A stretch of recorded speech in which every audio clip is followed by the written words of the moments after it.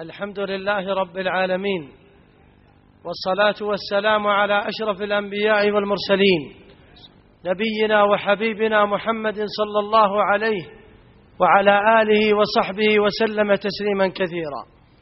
وبعد، فأسأل المولى جل وعلا أن يجمعني وإياكم في الفردوس الأعلى من الجنة كما جمعنا في هذا المكان، وأسأله جل وعلا أن يتقبل منا ومنكم صالح الأعمال، وأن يجنبنا وإياكم سيء الأعمال، إنه ولي ذلك والقادر عليه. باسمكم جميعا نرحب بالشيخ أخونا الداعية أحمد بن عبد الله الحسيني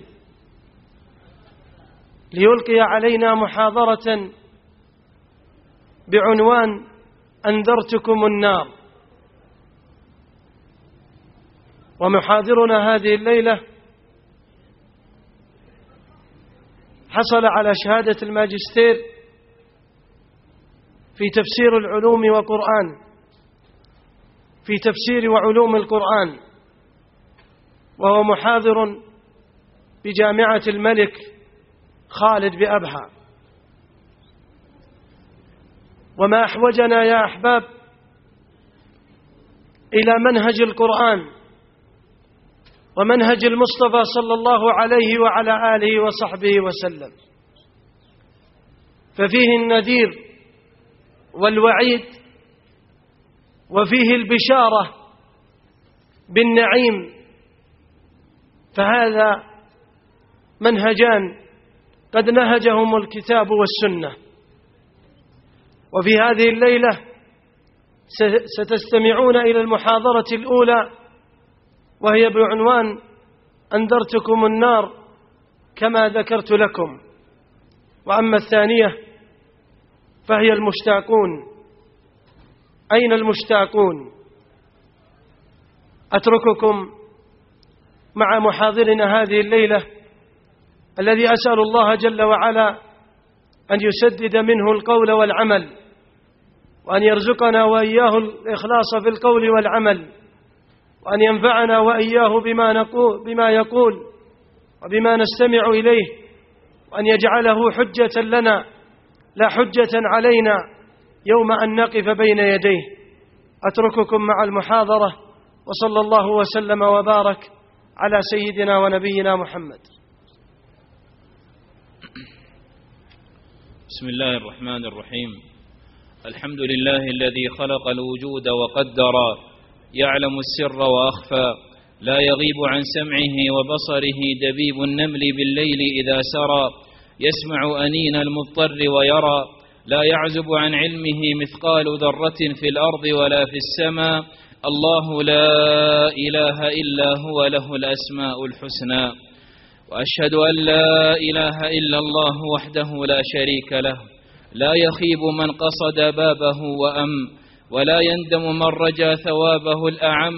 فسبحان من له الفضل إذا أنعم على عباده أتم. وأشهد أن محمدا عبد الله ورسوله النبي الهادي، خير من حضر النوادي، وأبر من ركب الخيول العوادي. قرن الله ذكره بذكره على لسان كل ذاكر، وشرفت برسالته كل المنائر والمنابر، واستنار بنور دعوته كل مهموم وحائر. فيا رب صل على النبي المصطفى، ما غردت في الأيك ساجعة الربا. يا رب صل على النبي المصطفى، ما أمت الزوار مسجد يثربا. صلوا على من تدخلون بهديه دار الكرامة تبلغون المطلبا. صلوا على من ضللته غمامة والجذع حن له وناصرت الصبا. يا أيها الراجون خير شفاعة من أحمد، صلوا عليه وسلموا. أما بعد، فالسلام عليكم ورحمة الله وبركاته، تحية من عند الله مباركة طيبة. وأسأل الله تعالى بمنه وكرمه وفضله وإحسانه أن كما جمعني وإياكم في هذا المكان، أن يجمعنا في دار كرامته إخوانا على سرر متقابلين. أيها المؤمنون، الناس في هذا الزمن يشتكون من دائين عظيمين، ما يسلم منهما أحد من الناس. هذان الداءان هما قسوة القلب وقحط العين، وما منا أحد إلا وتمر عليه لحظات في أيام حياته يجد فيها هذه القسوة ويجد فيها ذلك القحط، حتى أصبح العبد تمر عليه الأيام والليالي ولما تسل من عينه دمعة من خشية الله. وإذا أردت أن تنظر إلى شاهد على ما أقول فهاكم 3 أحوال من أحوال الناس في هذا الزمن تدل على هذه القسوة وعلى هذا القحط. الحالة الأولى أن الناس في هذا الزمن أصبحوا يصلون صلاة يفقدون فيها صفة الخشوع. هذا الخشوع الذي جعل النبي صلى الله عليه وسلم قبول الصلاة عند الله قائم عليه. يقول صلى الله عليه وسلم: إن الله لا يقبل من صلاة العبد إلا ما حضر قلبه فيها. وحذيفة رضي الله عنه وأرضاه يقول: أول ما تفقدون من دينكم الأمانة، وآخر ما تفقدون الصلاة، ورب مصل لا خير فيه، ويوشك أن تدخل مسجد الجماعة فلا ترى فيه مصليا خاشعا. وهذه حال ما منا أحد ينكر أنها أصبحت منتشرة عند الناس، وأصبحنا نصلي صلاتنا نقوم ونقعد ونركع ونسجد، وقل أن يحضر عندنا القلب أو تدرف عندنا العين. فهذه صورة تدل على قسوة القلوب وقحط العيون. أمر آخر وصورة أخرى تدل على قسوة القلب وقحط العين أن كثيرا من الناس في هذا الزمن أصبحت لديه جرأة على الذنوب والمعاصي، والناس من كثرة ما يعصون الله عز وجل أصبحت بعض المعاصي في نظرهم لا شيء فيها. وهذا يدل على قسوة هذه القلوب، لأن المؤمن يعلم يقينا أنه إن كان يجاهر بمعصية فإنه لن يكون معافا حتى يترك تلك المجاهرة، لأن النبي عليه الصلاة والسلام يقول: كل أمتي معافا إلا المجاهرون. وإن كان ممن يعمل معاص خفية فهو يعلم أيضا أنه على خطر عظيم، لأن النبي صلى الله عليه وسلم يقول في حديث ثوبان العظيم: يأتي يوم القيامة أناس من أمتي بأعمال كجبال تهامة بيض من الحسنات فيجعلها الله هباء منثورا. قال الصحابة: يا رسول الله من هم هؤلاء؟ جلهم لنا ألا نكون منهم. قال عليه الصلاة والسلام: إنهم منكم يصلون كما تصلون ويأخذون من الليل كما تأخذون، ولكنهم قوم إذا خلوا بمحارم الله انتهكوها. وهذا أمر لا ينكر وجوده أحد، وهو يدل على قسوة القلب وقحط العين. ثم إن الله عز وجل حين ذكر قلوب عباده في القرآن لم يذكرها بأنها قلوب قاسية، لم يذكرها بأنها قلوب متحجرة، لم يذكرها بأنها قلوب غافلة معرضة أبدا، ولكن ذكرها الله عز وجل بأنها قلوب تجل وتخاف عندما يذكر الله، قلوب تطمئن وتأتيها السكينة عندما يذكر الله جل وعلا، قلوب تخشع عندما يذكر الله جل وعلا.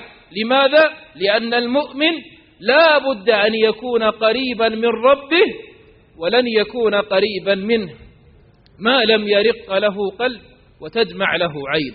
يقول الله جل وعلا: إنما المؤمنون الذين إذا ذكر الله وجلت قلوبهم وإذا تليت عليهم آياته زادتهم إيمانا وعلى ربهم يتوكلون. ويقول في موضع آخر: الذين آمنوا وتطمئن قلوبهم بذكر الله، ألا بذكر الله تطمئن القلوب. ويعاتب الله عز وجل أصحاب النبي صلى الله عليه وسلم على أن قلوبهم لا تخشع بعد نزول القرآن ب4 سنوات، فيقول جل وعلا: ألم يأن للذين آمنوا أن تخشع قلوبهم لذكر الله وما نزل من الحق. يقول عبد الله بن عمر: والله ما كان بين أن عاتبنا الله بهذه الآية ونزول القرآن إلا 4 سنوات. فكيف بابن عمر لو كان في زماننا هذا ما عسى أن يقول عن قلوب الناس.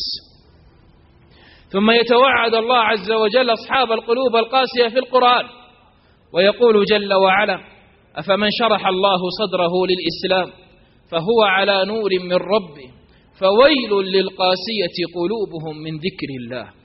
والويل يقول عنه بعض أهل التفسير أنه واد في جهنم لو سيرت فيه جبال الدنيا لذابت من شدة حره. إذن شأن القلوب في القرآن شأن عظيم، ولا ينبغي أن تكون قلوب المؤمنين قلوبا قاسية. وأما الدمعات والعبرات التي تسيل من خشية الله فيكفيك فيها أن النبي صلى الله عليه وسلم يقول في الحديث المتفق عليه: لن يلج النار رجل بكى من خشية الله. لن يلج النار رجل بكى من خشية الله حتى يعود اللبن في الضرع. وهل اللبن إذا خرج من الضرع يعود إليه؟ كلا والله. وفي حديث آخر يقول النبي صلى الله عليه وآله وسلم: من سالت من عينه قدر رأس الذبابة من خشية الله حرم الله بها جسده على النار. فهل سالت هذه الدمعة التي هي بحجم رأس الذبابة من خشية الله منا أم أنها لم تسل بعد؟ إذن معنى هذا أن هذا القلب وهذه العين لا بد أن يكون لها شأن غير الشأن الذي عليه قلوب وأعين الناس في هذا الزمن. ولهذا لم أجد أمامي خيارا من أن أتحدث بحديث تحدث به النبي صلى الله عليه وسلم لأصحابه. فحنظلة رضي الله عنه يأتي رسول الله صلى الله عليه وسلم ويقول: يا رسول الله، نافق حنظلة. فيقول عليه الصلاة والسلام: وما ذاك؟ قال: نكون عندك فتذكرنا الله والدار الآخرة والجنة والنار. فماذا يحدث؟ ترق القلوب وتذرف العيون، وإذا خرجنا عافسنا الأهل والأولاد والضيعات فنسينا كثيرا. إذن حنظلة يبين لنا العلاج للقلوب القاسية، وهو الجلوس عند النبي صلى الله عليه وسلم. والآن النبي عليه الصلاة والسلام ليس موجودا معنا حتى نجالس، فلن يكون لنا بد إذن من أن نجلس على ما كان يجلس عليه أصحابه رضي الله عنهم عندما يكونون عنده صلى الله عليه وسلم. وما كان يذكرهم بشيء إلا بالله والدار الآخرة والجنة والنار. فما هي النتيجة؟ مباشرة ترق القلوب وتذرف الأعين. واليوم سوف نعيش مع شيء من هذه الأربع التي ذكرها النبي عليه الصلاة والسلام وبينها لنا حنظلة وهو يحكي هذا الحديث عنه صلى الله عليه وسلم. هذه الأربعة هي التي قال بعدها النبي عليه الصلاة والسلام: يا حنظلة، لو تكونون عند أهليكم كما تكونون معي لصافحتكم الملائكة في الطرقات. نقف اليوم مع واحدة منها، هي جانب من جوانب التخويف، هي جانب من جوانب الترهيب، لأن المؤمن لا بد أن يعيش بين الخوف وبين الرجاء، ولا يمكن أن يحقق العبد العبودية الحقة ما لم يكن عنده محبة لله وخوف من الله ورجاء فيما عند الله. وتلك هي أركان العبادة التي بينها شيخ الإسلام عليه رحمة الله. نقف اليوم مع ركن منها هو جانب التخويف، ولن نخوف الناس بشيء إلا بما خوف الله به العباد في القرآن، وهو ذكر هذه النار. هذه النار التي ذكرها الله عز وجل بأسماء مختلفة، فتارة يذكرها بأنها جهنم، وأخرى يذكرها بأنها زمهرير، وتارة أخرى يذكرها بأنها مهاد، وما زال يصفها الله تعالى في القرآن بأوصاف تقشعر منها قلوب المؤمنين الصادقين. والنبي عليه الصلاة والسلام ينقل للناس هذا الأمر وشدته وهوله في حديث النعمان بن بشير رضي الله عنه قال: سمعت رسول الله صلى الله عليه وسلم يخطب فقال: أنذرتكم النار، أنذرتكم النار، أنذرتكم النار، فما زال يرددها صلى الله عليه وسلم حتى قال الراوي: لو كان يعني النبي عليه الصلاة والسلام في مقام هذا، يعني في مقام النعمان بن بشير وهو يحدث الناس بهذا الحديث، لسمعه أهل السوق. يقول النعمان: حتى سقطت خميصة كانت عليه عند رجليه صلى الله عليه وسلم. انظر إلى هذا الوصف لحال النبي عليه الصلاة والسلام وهو يخوف الناس ويقول: أنذرتكم النار، أنذرتكم النار، أنذرتكم النار، ويرتعد عليه الصلاة والسلام حتى تسقط الخميصة التي كانت عند رجليه، حتى ينقل للأمة درسا عمليا أن الحديث عن النار حديث ينبغي أن تقشعر له الجلود وترتعد له الفرائص، لأنه ليس ذكرا لنار الدنيا وإنما هو ذكر لنار الآخرة. ويقول النبي صلى الله عليه وسلم في حديث آخر: أنا آخذ بحجزكم عن النار وأنتم تلقون بأنفسكم فيها. هذا نبي الرحمة عليه الصلاة والسلام يقول للأمة: أنا آخذ بحجزكم عن النار، يمنع هؤلاء الناس من أن يدخلوا النار. بماذا؟ بهديه وبسنته وبطريقته وباتباع هديه صلى الله عليه وسلم. يأخذ بحجج الناس حتى لا يقعوا في هذه النار، ومع ذلك يأتي من الناس من لا يريد هدي الله ولا هدي رسول الله صلى الله عليه وسلم ليلقي بنفسه في النار بعد ذلك. هذه النار التي حذرنا منها النبي عليه الصلاة والسلام ووجه لنا الإنذار منها، ذكرها الله عز وجل في القرآن بأحوال مختلفة. فتارة يذكر الله عز وجل لنا طعام أهل النار، يقول الله جل وعلا: إن شجرة الزقوم طعام الأثيم كالمهل يغلي في البطون كغلي الحميم خذوه فاعتلوه إلى سواء الجحيم ثم صبوا فوق رأسه من عذاب الحميم ذق إنك أنت العزيز الكريم. ويقول الله جل وعلا في موضع آخر: ليس لهم طعام إلا من ضريع لا يسمن ولا يغني من جوع.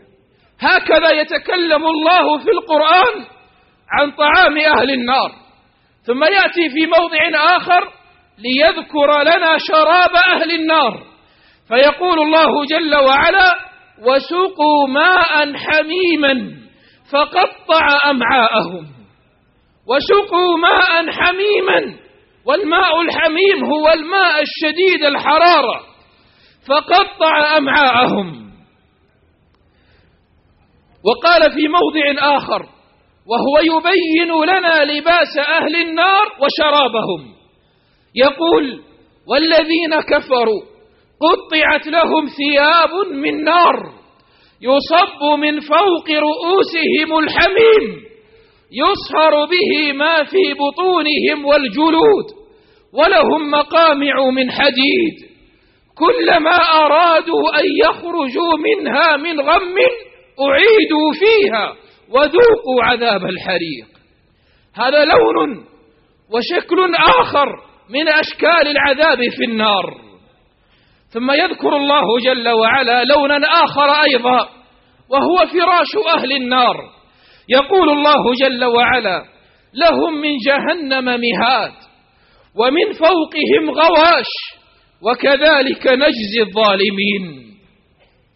ويقول الله تعالى عن حال جلود الكفار حين تحترق ماذا يصنع بها بعد ذلك: إن الذين كفروا بآياتنا سوف نصليهم نارا كلما نضجت جلودهم، يعني بليت واحترقت، بدلناهم جلودا غيرها ليذوقوا العذاب إن الله كان عزيزا حكيما.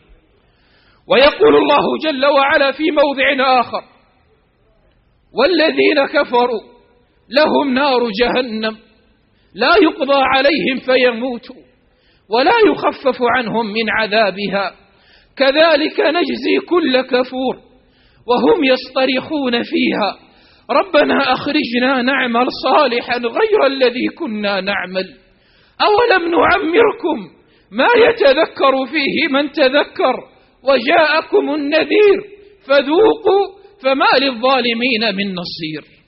ويقول الله جل وعلا: وسيق الذين كفروا إلى جهنم زمرا حتى إذا جاءوها فتحت أبوابها. ولك أن تتأمل معي هذا المشهد العظيم: يأتون إلى جهنم فتفتح أبوابها دفعة واحدة حتى يصيبهم من الخوف والهلع عذابا حسيا ومعنويا، فإذا ما دخلوا جهنم ذاقوا أليم العذاب الشديد.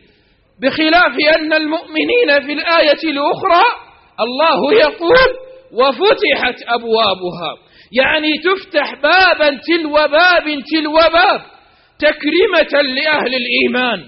فشتان والله بين من كان مآله إلى الجنة ومن كان مآله إلى النار. هذا شيء مما ذكره الله عن النار في القرآن، ذكرته وهو شيء يسير وغيره كثير ونحن نقرأه ونسمعه، ولكن قل أن يصل أثره إلى قلوبنا. وأما في سنة نبينا صلى الله عليه وسلم فأخبرنا النبي صلى الله عليه وسلم عن هذه النار في جملة من أحاديثه صلى الله عليه وسلم. فمن ذلك أنه عليه الصلاة والسلام يقول: لما خلق الله الجنة قال: يا جبريل اذهب وانظر إليها.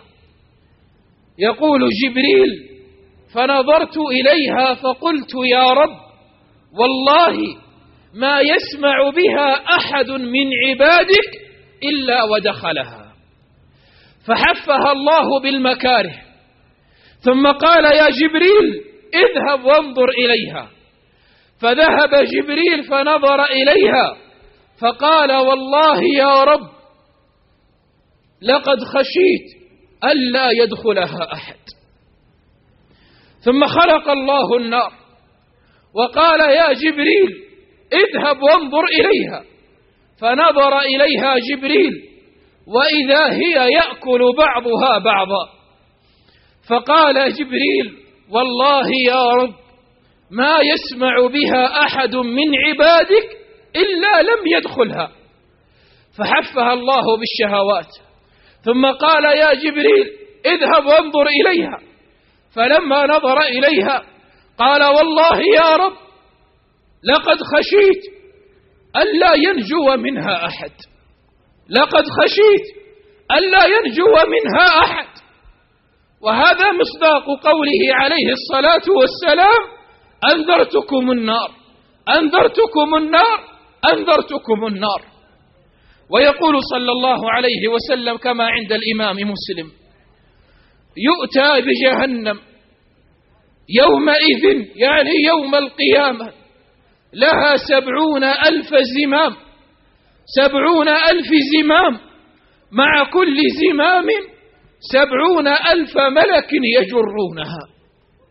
هذه الأزمة التي تأخذ بها الملائكة مع كل زمام 70,000 ملك لا نتصورها أيها الفضلاء بالأزمة التي نعرفها في هذا الزمان الذي نعيش فيه، بل هي بهيئة أرادها الله أن تكون هيئة عظيمة لا يمكن أن يتصورها العقل.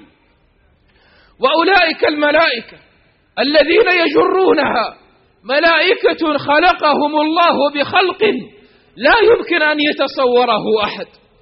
انظر إلى نبينا صلى الله عليه وسلم وهو يحدثنا عن ملك واحد يقول: أمرت أن أحدث عن ملك واحد من حملة العرش ما بين منكبه وشحمة أذنه مسيرة 500 عام. ملك واحد ما بين منكبه وشحمة أذنه مسيرة 500 عام، كيف سيكون باقي هذا الجسد الذي خلقه الله عند هذا الملك؟ ومع ذلك فجهنم لكبرها ولسعتها وضخامتها يأتي لها 70,000 زمام، ومع كل زمام 70,000 ملك يجرونها، وهي تريد أن تأتي على كل شيء. هذه جهنم أخبر عنها النبي عليه الصلاة والسلام أنها مهما ألقي فيها من الناس ومن الحجارة فإنها لا تمتلئ، لأن وقود النار هم الناس والحجار، وهذه النار لا يزال يلقى فيها وهي تقول: هل من مزيد، هل من مزيد، هل من مزيد، حتى يضع المولى جل وعلا قدمه عليها فتقول: قط قط، قد امتلأت، قد امتلأت. هذه النار يقول أبو هريرة رضي الله عنه عنها: كنا مع رسول الله صلى الله عليه وسلم إذ سمع وجبه يعني صوتا، فقال عليه الصلاة والسلام لأصحابه: أتدرون ما هذا؟ قلنا: الله ورسوله أعلم. فقال عليه الصلاة والسلام: هذا حجر ألقي في النار منذ 70 خريفا فهو يهوي في النار الآن حتى انتهى إلى قعرها. والحديث أخرجه الإمام مسلم. إذا نار عظيمة بهذه الضخامة وبهذا العمق، حرها شديد وقعرها بعيد، ألا تستحق أن يقول عنها النبي صلى الله عليه وسلم: أنذرتكم النار؟ وأما عن حر النار فعن أبي هريرة رضي الله عنه أن النبي صلى الله عليه وسلم قال: ناركم هذه، يعني نار الدنيا، التي يوقد ابن آدم جزء من 70 جزءا من حر جهنم. قالوا: والله يا رسول الله إن كانت لكافية. يعني يقول الصحابة: لو أن الله عذب عباده يوم القيامة بهذا الجزء الذي جعله في نار الدنيا لكان كافيا. فيقول الصحابة: يا رسول الله والله إن كانت لكافية. فيقول عليه الصلاة والسلام: فإنها يعني جهنم فضلت عليها 69 جزءا كلها مثل حرها، كلها مثل حرها. أخرجه الإمام مسلم. وأما عن قطرة واحدة من الزقوم الذي هو طعام أهل النار، أجارنا الله وإياكم من النار وأهلها، فعن ابن عباس رضي الله عنه أن النبي صلى الله عليه وسلم قال: لو أن قطرة من الزقوم قطرت في دار الدنيا لأفسدت على أهل الدنيا معايشهم، فكيف بمن يكون طعامه يوم القيامة؟ قطرة واحدة من الزقوم لو خرجت إلى الدنيا لأفسدت على الناس معايشهم، فكيف بمن سيكون طعامه في النار هو الزقوم؟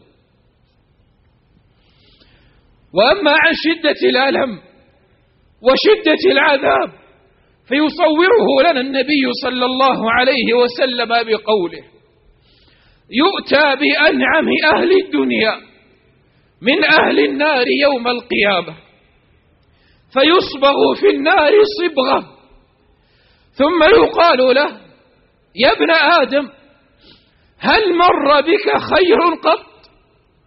هل مر بك نعيم قط؟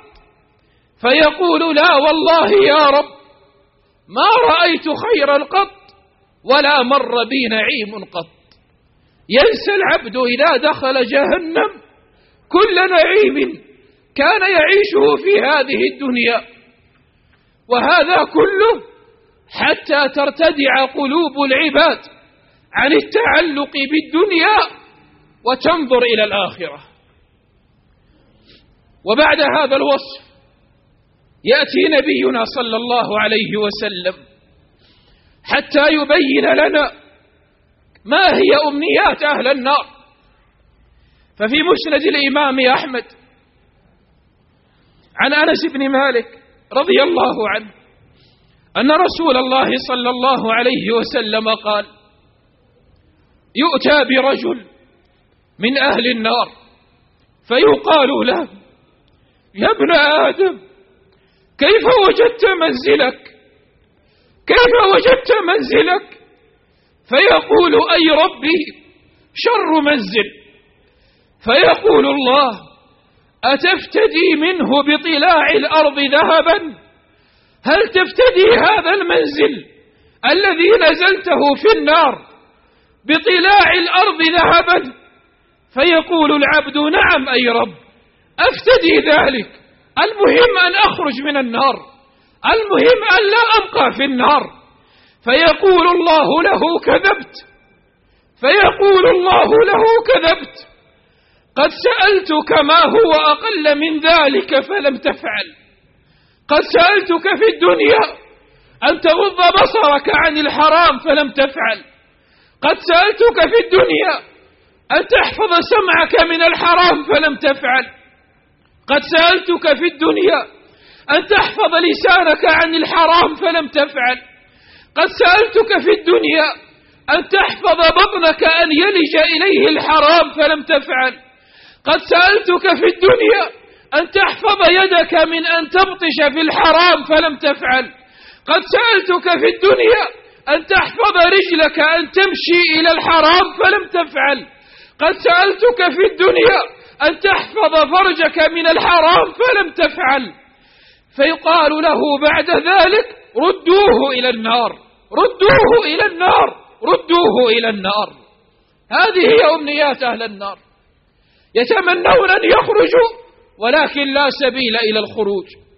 ولهذا الله عز وجل أخبر عنهم في القرآن أنهم ينادون مالك خازن النار فيقولون: يا مالك يا مالك ليقضي علينا ربك.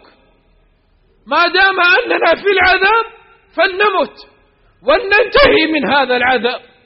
ومالك لا يرد عليهم وما زالوا يصرخون: يا مالك ليقضي علينا ربك، ليقضي علينا ربك. وبعد 1000 سنة من أيام الله جل وعلا يرد عليهم مالك ويقول لهم: إنكم ماكثون، إنكم ماكثون، لقد جئناكم بالحق ولكن أكثركم للحق كارهون. أم أبرموا أمرا فإنا مبرمون، أم يحسبون أنا لا نسمع سرهم ونجواهم، بلى ورسلنا لديهم يكتبون. هذا شيء مما أخبرنا عنه نبينا صلى الله عليه وسلم في سنته عن هذه النار. ثم يأتي بعد ذلك السؤال الذي لا بد من طرحه، والمقال الذي لا مفر من ذكره: هل كل الناس سيلجون النار؟ ونحن نقول ما قال الله تعالى في القرآن: وإن منكم إلا واردها، وإن منكم إلا واردها كان على ربك حتما مقضيا، ثم ننجي الذين اتقوا ونذر الظالمين فيها جثيا. وهذا الورود كما ذكر أهل التفسير لا يلزم منه أن يدخل جهنم، بل إن الورود يكون في الورود على الصراط.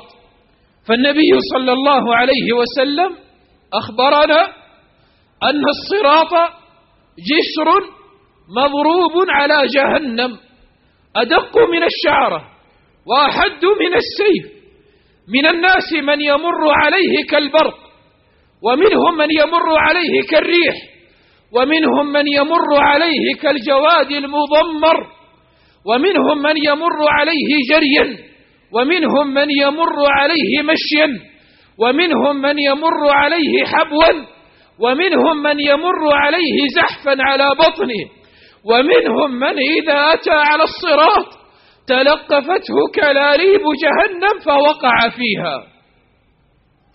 فهذا الورود لا بد أن يرده الناس، ولن يسلم منه أحد، وكل على قدر عمله. ولهذا أدرك الصحابة رضي الله عنهم عظم هذا الأمر، فجاءت امرأة إلى عمر بن الخطاب رضي الله عنه وأرضاه، فقالت: يا أمير المؤمنين، إني رأيت البارحة أن القيامة قامت، ورأيت الصراط قد ضرب على جهنم، ورأيت الناس يجوزون من عليه، فغشي على عمر قبل أن تكمل المرأة كلامها، فأخذت المرأة تصرخ وتقول: ورأيتك جثه يا أمير المؤمنين، ورأيتك جثه يا أمير المؤمنين، تريد عمر أن يفيق. وجلس عمر رضي الله عنه وأرضاه كما ذكر ذلك ابن كثير في تفسير سورة الطور، ومعه جمع من أصحابه من بينهم كعب الأحبار، فقال عمر لكعب: ذكرنا ربنا يا كعب. فقال: يا أمير المؤمنين، اعمل عمل رجل يأتي يوم القيامة لو عمل عمل 70 رجل لاستقل عمله من هول ما يرى. فشهق عمر شهقة عظيمة، ثم قال: زدنا يا كعب. فقال: يا أمير المؤمنين، تزفر جهنم يوم القيامة زفرة، فلا يبقى ملك مقرب ولا نبي مرسل إلا وجث على ركبتيه من هول ما يرى. فدمعت عينا عمر، ثم قال: زدنا يا كعب.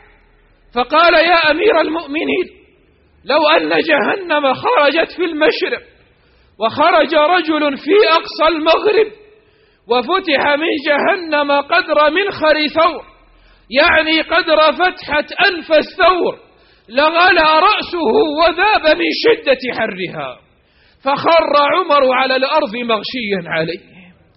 هكذا كانت قلوب أصحاب النبي عليه الصلاة والسلام عندما تذكر عندهم النار، يعيشون معها بقلوب تخاف من النار ومن عقاب الله جل وعلا.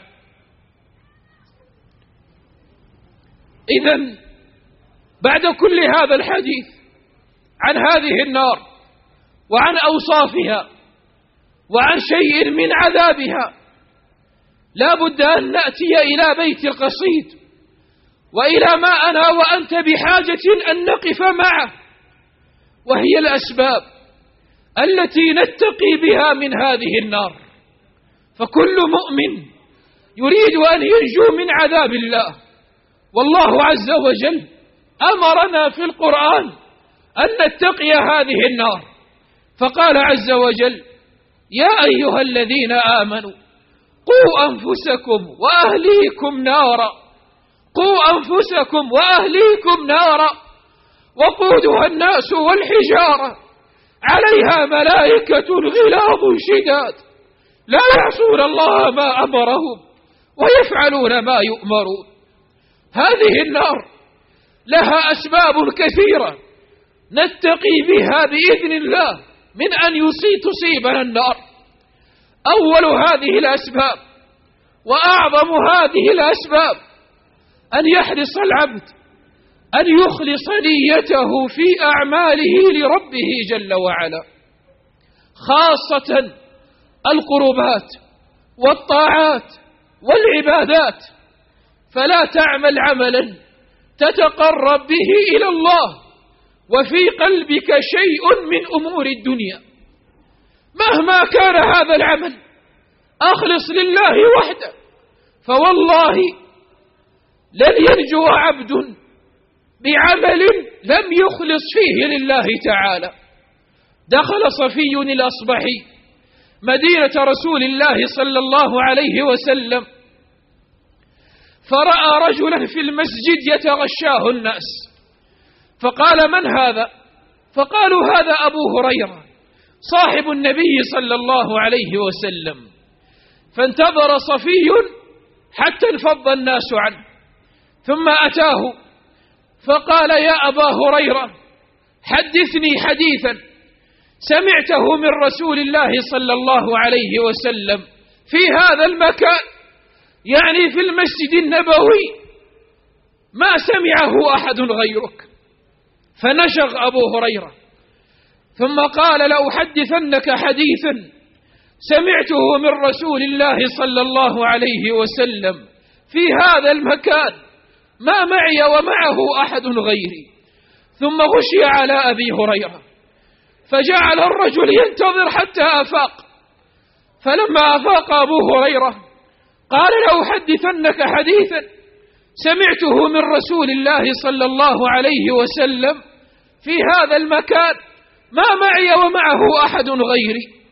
ثم نشغ أبو هريرة فغشي عليه فجعل الرجل ينتظر حتى أفاق، فلما أفاق أبو هريرة قال: لأحدثنك حديثا سمعته من رسول الله صلى الله عليه وسلم في هذا المكان ما معي ومعه أحد غيري.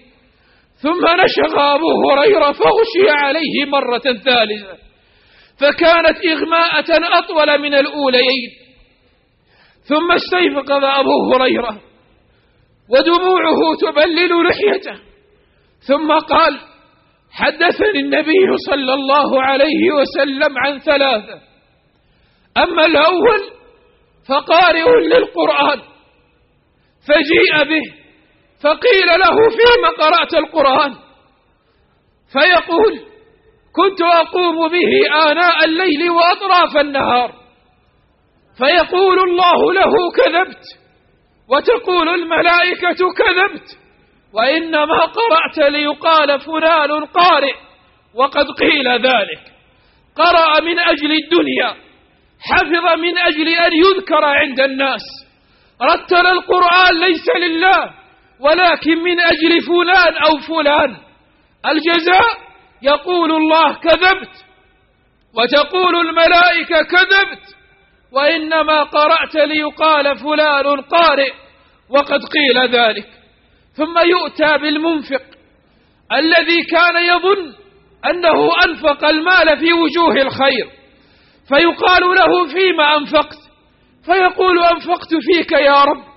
فيقول الله له: كذبت، وتقول الملائكة: كذبت، وإنما أنفقت ليقال فلان جواد كريم، وقد قيل ذلك. ثم يؤتى بالمجاهد الذي ظن أنه قتل في سبيل الله، فيقال له: فيما قتلت؟ فيقول: قاتلت فيك يا رب. فيقول الله له: كذبت، وتقول الملائكة: كذبت، وإنما قاتلت ليقال فلان جريء شجاع، وقد قيل ذلك.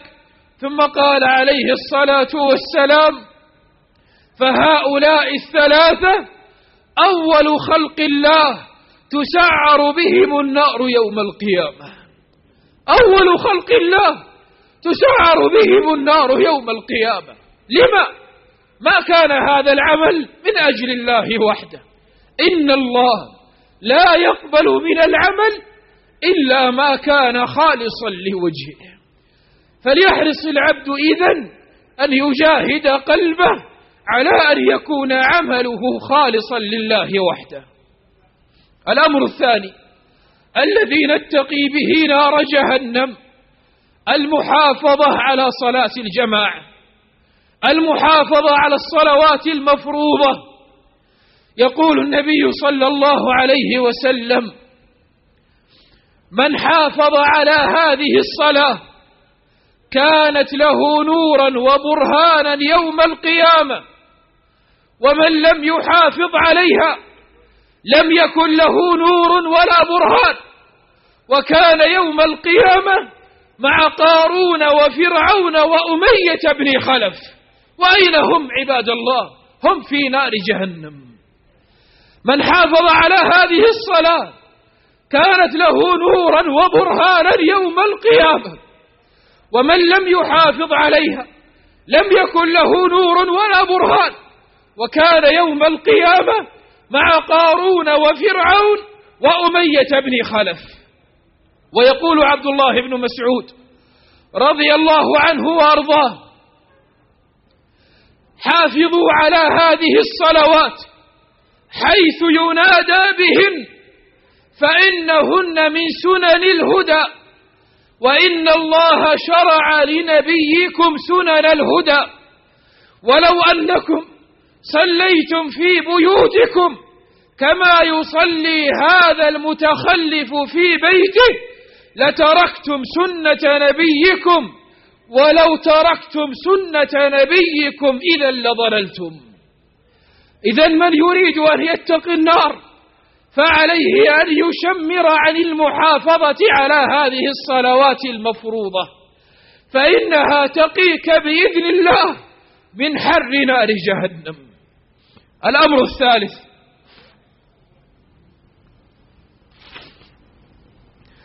الذي نتقي به من حر نار جهنم الاستكثار من النوافل. ومن هذه النوافل صلاة 4 قبل الظهر و4 بعد الظهر.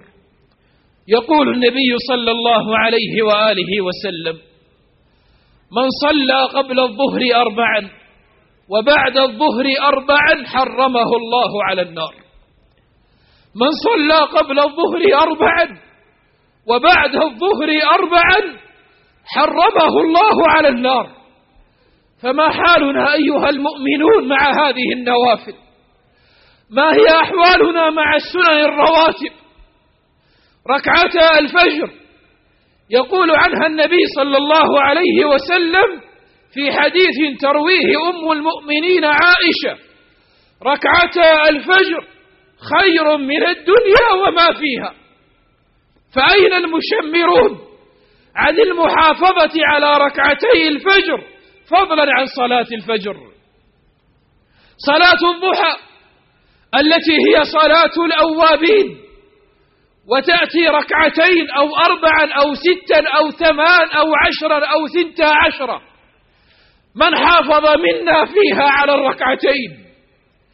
صلاة 4 قبل العصر التي يقول فيها النبي عليه الصلاة والسلام: رحم الله امرأ صلى قبل العصر 4. النفل المطلق الذي بين صلاة الظهر وصلاة العصر، والذي هو الآن من السنن المهجورة، والتي كان يحافظ عليها ابن عمر رضي الله عنه وأرضاه، ويقول: رأيت النبي صلى الله عليه وسلم يحافظ على الصلاة بين الظهر والعصر. 2 بعد المغرب، 2 بعد العشاء، 2 قبل الفجر، 4 قبل الظهر، 2 بعد الظهر هي الرواتب التي يقول عنها النبي عليه الصلاة والسلام: من صلى لله 12 ركعة في يومه وليلته بنى الله له بيتا في الجنة. صلاة الوتر التي يقول عنها النبي عليه الصلاة والسلام: إن الله وتر يحب الوتر فأوتروا يا أهل القرآن. أين المحافظون عليها؟ صلاة الليل التي يقول عنها النبي عليه الصلاة والسلام: طول القيام في الدنيا يخفف طول القيام بين يدي الله يوم القيامة. أين المحافظون عليها؟ كل هذا مما يقي العباد إذا حافظوا عليه من نار جهنم.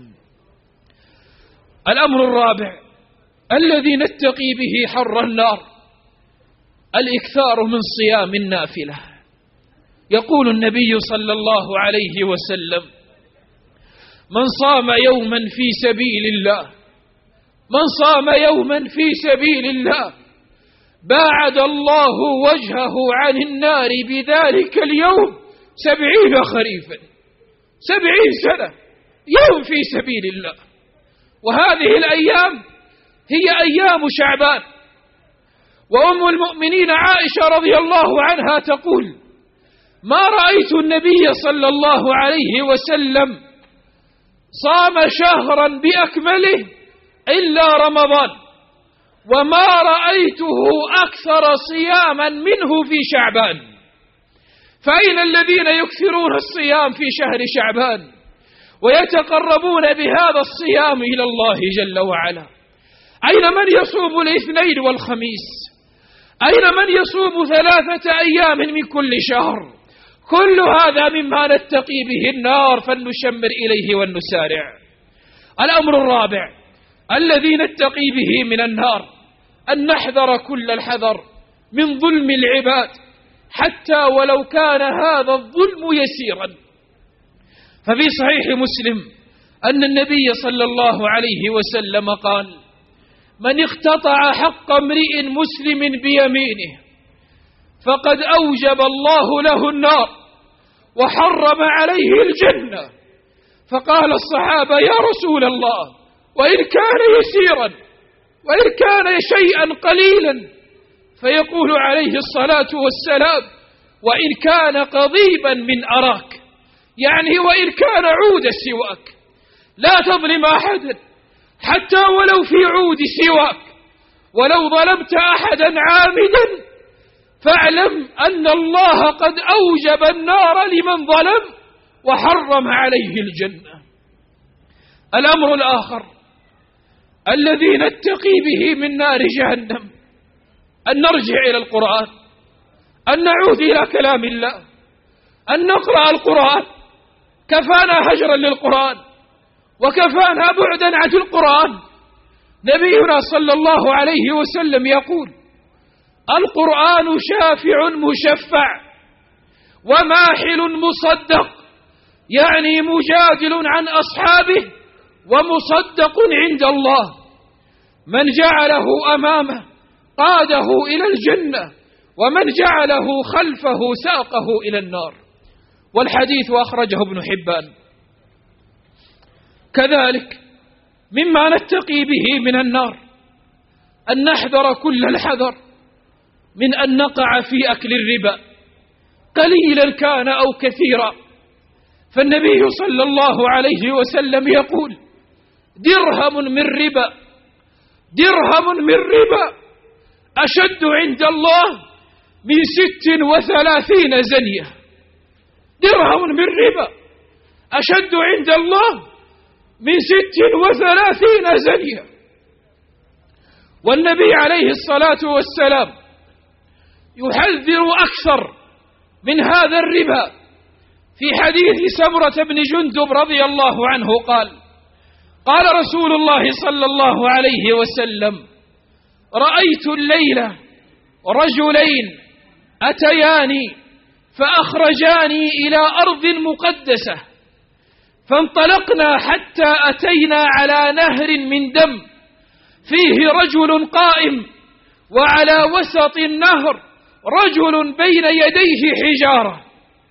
فأقبل الرجل الذي في النهر، فإذا أراد أن يخرج رماه الرجل الآخر بالحجر في فيه فرده حيث كان، فجعل كلما أراد أن يخرج رماه بالحجر فيرجع كما كان.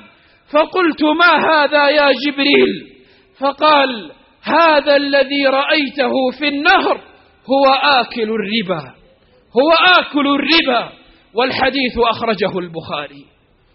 الأمر السابع الذي نتقي به نار جهنم أن نحفظ اللسان من الكذب ومن الغيبة ومن النميمة، لأن النبي صلى الله عليه وسلم أوصى معاذا في الحديث العظيم بعد أن ذكر له رأس الأمر وعموده وذروة سنامه، أخذ بلسانه صلى الله عليه وسلم ثم قال: يا معاذ أمسك عليك هذا، أمسك عليك هذا. فقال معاذ: وإنا لمؤاخذون بما نتكلم به يا رسول الله. فقال عليه الصلاة والسلام: ثكلتك أمك، ثكلتك أمك يا معاذ. وهل يكب الناس في النار على مناخرهم أو على وجوههم إلا حصائد ألسنتهم؟ فليحفظ العبد لسانه ولا يطلقه في قيل وقال، ولا في غيبة ونميمة، ولا في زور وبهتان، ولا في حلف كاذب، ولا في قول على الله بغير علم، لأن هذا اللسان سيؤاخذ صاحبه على كل ما قاله به إن خيرا وإن شرا. ويوم القيامة لن يأتي أحد ليكذب بين يديه الله، لأن الله سيلزم هذا اللسان، وتشهد اليدان والرجلان بما جنى ابن آدم يوم تشهد عليهم ألسنتهم وأيديهم وأرجلهم بما كانوا يعملون. يومئذ يوفيهم الله دينهم الحق ويعلمون أن الله هو الحق المبين. الأمر الثامن الذي نتقي به من النار حفظ الفروج. وفي هذا يقول النبي صلى الله عليه وآله وسلم: من يضمن لي ما بين فكيه وما بين فخذيه أضمن له الجنة. والمؤمن لا يمكن أن يلج فرجه إلا في حلال، ومن وقع في شيء من الحرام فليتب إلى الله تعالى منه، لأن النبي عليه الصلاة والسلام رأى أناسا عراة معلقون على مثل التنور والنار تلهب فروجهم، فقال: من هؤلاء يا جبريل؟ فقال: هؤلاء هم الزناة والزواني. وفي هذا الزمن أصبح الناس يرون ما يدعو إلى الفواحش من هذه القنوات التي تنقل الغث والسمين، والمؤمن يحفظ بصره حتى يحفظ بذلك فرجه من أن ينظر إلى حرام فيقع في حرام. الأمر التاسع الذي نتقي به من النار أن يحفظ المؤمن عقله، فلا يذهبه بمسكرات ولا بمخدرات ونحوها، لأن النبي صلى الله عليه وسلم يقول: من شرب الخمر في الدنيا قال كان حقا على الله أن يسقيه يوم القيامة من طينة الخبال، وطينة الخبال هي عصارة أهل النار، أجارنا الله وإياكم من النار وأهلها. الأمر العاشر الذي نتقي به من النار أيضا ترك المن بالأعطية، وترك الحلف الفاجر على السلعة، والحرص على عدم إسبال الإزار، لأن النبي صلى الله عليه وسلم يقول: ثلاثة لا يكلمهم الله ولا ينظر إليهم ولا يزكيهم ولهم عذاب أليم: المنان الذي لا يعطي شيئا إلا منه، والمنفق سلعته بالحلف الفاجر، والمسبل إزاره. الأمر 11 الذي نتقي به من النار أن نكثر من الصدقة، لأن النبي صلى الله عليه وسلم يقول: ما منكم من أحد إلا سيكلمه ربه ليس بينه وبينه ترجمان، فينظر أيمن منه فلا يرى إلا ما قدم، وينظر أشأم منه فلا يرى إلا ما قدم، وينظر تلقاء وجهه فلا يرى إلا النار، فاتقوا النار ولو بشق تمرة.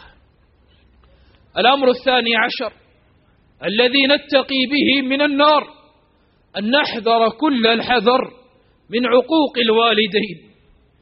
فأصحاب الأعراف الذين يقفون على قنطرة بين الجنة والنار، ذكر بعض أهل التفسير في معنى أصحاب الأعراف أنهم أناس قتلوا في سبيل الله فكانوا مع الشهداء، فجاءوا يوم القيامة ليدخلوا الجنة فمنعهم عقوق الوالدين، فإن أرادوا دخول النار ردتهم الشهادة، وإن أرادوا دخول الجنة منعهم العقوق.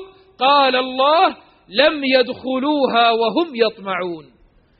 فعقوق الوالدين من أعظم ما يحجب العبد عن الجنة ويقربه من النار. ولهذا النبي عليه الصلاة والسلام صعد على المنبر وأمن ثلاثا على دعاء جبريل حين قال: يا محمد رغم أنف رجل ثم رغم أنف رجل ثم رغم أنف رجل، فقال النبي عليه الصلاة والسلام: من يا جبريل؟ قال: من أدرك أبواه أحدهما أو كلاهما فلم يدخلاه الجنة. قل آمين يا جبريل، قال فقل آمين يا محمد، قال فقلت آمين. الأمر الثالث عشر أن نحرص على تربية أبنائنا تربية صالحة ونحفظهم من موبقات جهنم، وخاصة النساء، لأن النبي صلى الله عليه وسلم يقول: من عالى جاريتين حتى يكبرا كن له سترا من النار. الأمر الرابع عشر وقبل الأخير أن يحرص العبد على أن يحفظ نساءه من التبرج والسفور، فالنبي عليه الصلاة والسلام يقول: صنفان من أهل النار لم أرهما، أناس معهم سياط كأذناب البقر يضربون بها الناس، وصنف هن نساء كاسيات عاريات مميلات مائلات لا يدخلن الجنة ولا يجدن ريحها، وإن ريحها ليوجد من مسيرة كذا وكذا. الأمر الخامس عشر والأخير الذي نتقي به النار أيضا أن نسأل الله دائما كل صباح ومساء أن يجيرنا من النار. فالنبي عليه الصلاة والسلام كان دائما ما يسأل الله أن يجيره من النار إذا أصبح وإذا أمسى، ونحن أحوج منه صلى الله عليه وسلم إلى أن نسأل الله أن يجيرنا من النار. هذا ما أردت أن أقوله في هذه المحاضرة، وهي حصاد خاطر مكدود رأيت فيها أن آتي بشيء أحرك به قلبي أولا، وأحرك به قلوب إخواني ثانيا. إن وجدتم فيه صوابا فهو من الله وحده، وإن وجدتم غير ذلك فهو من نفسي والشيطان. وأنا أعلم أني بهذه الكلمات غلبت جانب الترهيب على جانب الترغيب، ولكنني أذكركم جميعا بقول بعض السلف: لأن أجالس أقواما يخوفونني حتى أدرك أمنا أحب إلي من أن أجالس أقواما يؤمنونني حتى يدركني الخوف. فأسأل الله تعالى بمنه وكرمه وفضله وإحسانه واسمه الأعظم الذي إذا سئل به أعطى وإذا دعي به أجاب أن يحرم وجهي ووجوهكم على النار. اللهم حرم وجوهنا على النار، اللهم حرم وجوهنا على النار. اللهم إنا نسألك الجنة وما قرب إليها من قول وعمل، ونستجير بك من النار وما قرب إليها من قول وعمل. اللهم أعتق رقابنا ورقاب آبائنا وأمهاتنا وأهلينا من النار. اللهم أعتق رقابنا ورقاب آبائنا وأمهاتنا وأهلينا من النار، إنك يا مولانا على كل شيء قدير وبالإجابة جدير. والحمد لله رب العالمين، وصلى الله على نبينا محمد وعلى آله وصحبه وسلم. اللهم صل وسلم وبارك على سيدنا وحبيبنا محمد صلى الله عليه وعلى آله وصحبه وسلم تسليما كثيرا. يا ليت أن أهل المعاصي وأهل الفجور وأهل الشرك والإلحاد وأهل الشهوات وأهل الشبهات يستمعون إلى مثل هذه الكلمات. يا ليت أن من وقع في العقوق وانتهك المحارم وتعدى على محارم الله ولم يبالي بنظر الله، يخاف من نظر الناس ويخشى الناس ولا يخشى الله، يا ليته يسمع مثل هذه الكلمات. يا ليت أن من ابتعد عن الله وظن أن السعادة في معصية الله وظن أن الراحة في ارتكاب الكبائر والمحرمات، يا ليته يسمع مثل هذه الكلمات التي أسأل الله جل وعلا أن ينفع بها القائل والمستمع، وأن يجعلها في ميزان الحسنات، وأن يرفع بها الدرجات، وأن يكفر بها السيئات.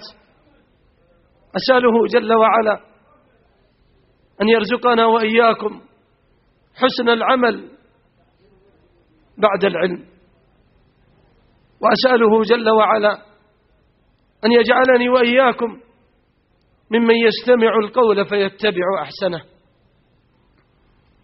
لا يسعني في ختام هذه المحاضرة إلا أن أدعو للشيخ وللحاضرين، فأسأل الله بمنه وكرمه أن يتقبل منا ومنكم صالح الأعمال، وأسأله جل وعلا أن ينفع بهذه الكلمات وأن يزيدنا علما وعملا، إنه ولي ذلك والقادر عليه. كان حبيبكم صلى الله عليه وعلى آله وصحبه وسلم كثيرا، بل كل صباح وكل مساء يقول: اللهم أجرنا من النار، اللهم أجرنا من النار، اللهم أجرنا من النار، اللهم أجرنا من النار، اللهم أجرنا من النار، اللهم أجرنا من النار، اللهم أجرنا من النار. كان يقولها 7 صلى الله عليه وعلى آله وصحبه وسلم. فنسأله جل وعلا أن يحرم هذه الوجوه على النار. اللهم حرم هذه الوجوه على النار، اللهم حرم وجوه الحاضرين والحاضرات والقائمين على هذا المنشط الطيب المبارك. اللهم حرم وجوههم على النار، وارزقنا وإياهم الإخلاص في القول والعمل. وصل يا ربي وسلم وبارك على المصطفى الأمين محمد بن عبد الله عليه أفضل الصلاة وأتم التسليم. وجزاكم الله خيرا على حسن استماعكم.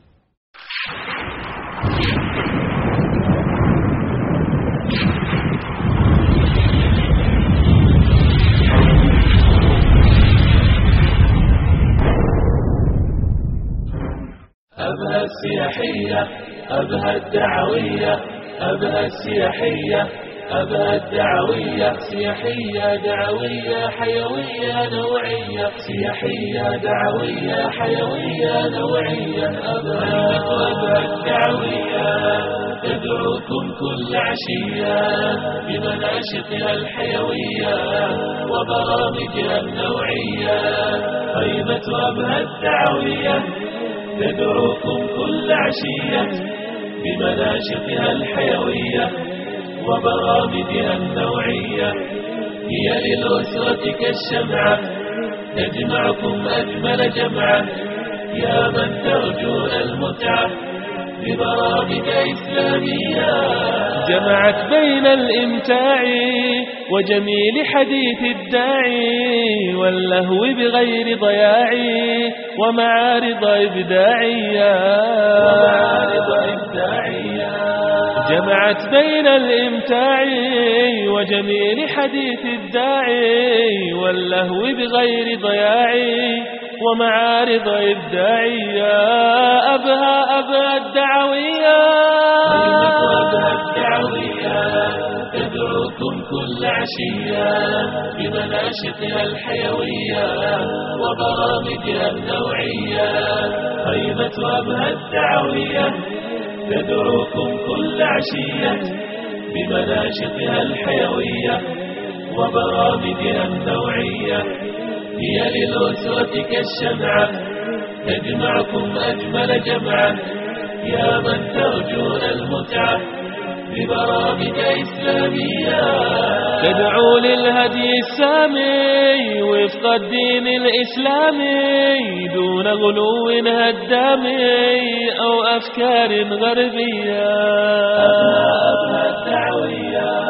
تدعو للهدي السامي وفق الدين الإسلامي دون غلو هدامي أو أفكار غربية. خيمة أبها السياحية خيمة أبها الدعوية تدعوكم كل عشية بمناشطها الحيوية وبرامجها النوعية.